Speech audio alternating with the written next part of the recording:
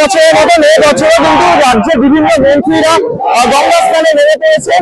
সকালবেলা দমকল মন্ত্রী সুজিত বসুন, তারপরে এখন শোভনদেব চট্টোপাধ্যায় গঙ্গা স্নান করে কিন্তু উঠছেন। তার সঙ্গে কথা বলার চেষ্টা করবো। এই গঙ্গা স্নান প্রতি বছর আপনি এই বছর করছেন, কি বলবেন বাংলা মানুষকে? দেখো, এটা একটা আমাদের কাছে ভীষণ মনের ব্যাপার।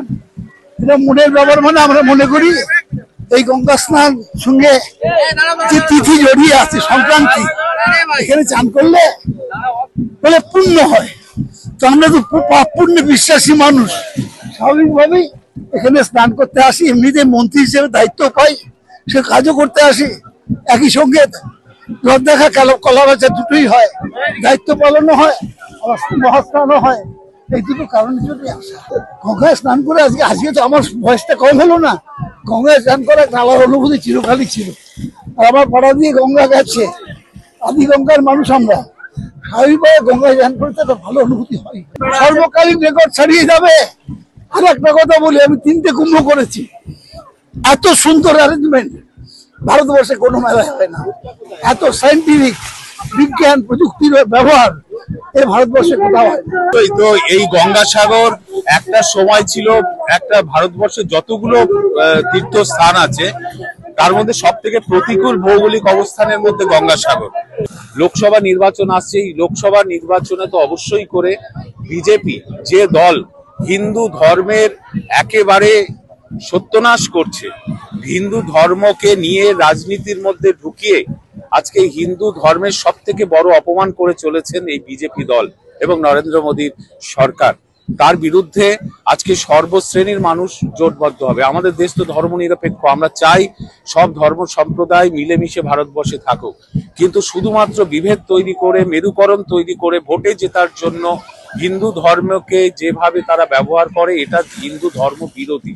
আপনারা দেখেছেন যে 4 জন শঙ্করাচার্য তীব্র প্রতিবাদ জানিয়েছে এই রাম মন্দির উদ্বোধনের ব্যাপারে প্রতিবাদ জানিয়েছে। প্রতিবাদ এভাবেই হবে, কারণ রাজনীতির ক্ষেত্রটা আলাদা।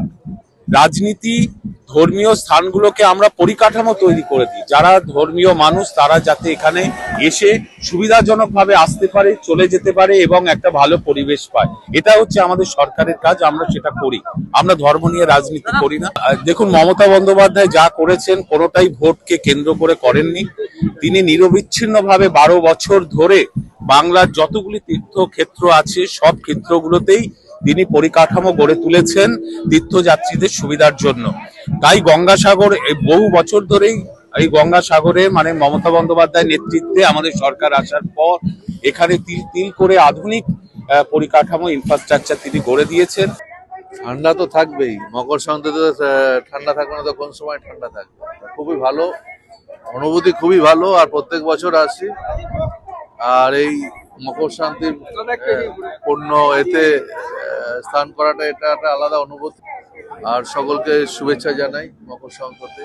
সবাই খুব ভালো থাকুন, সকলকে প্রণাম, শ্রদ্ধা, অনেক ভালোবাসা। প্রত্যেকে একটাই কথা জানাচ্ছেন যে বঙ্গবাসীর জন্য তারা কিন্তু যে মঙ্গল কামনা করছেন, বঙ্গবাসীর জন্য মঙ্গল কামনা। এবং বিজেপি যে রাজনীতি করছে, যে ধর্ম নিয়ে রাজনীতি করছে, সেই রাজনীতির বিরুদ্ধে কিন্তু তারা এই গঙ্গাসাগর মেলা থেকে তীব্র প্রতিবাদ জানালেন। গঙ্গাসাগর থেকে তীর্থঙ্কর দাস, আজকাল.in।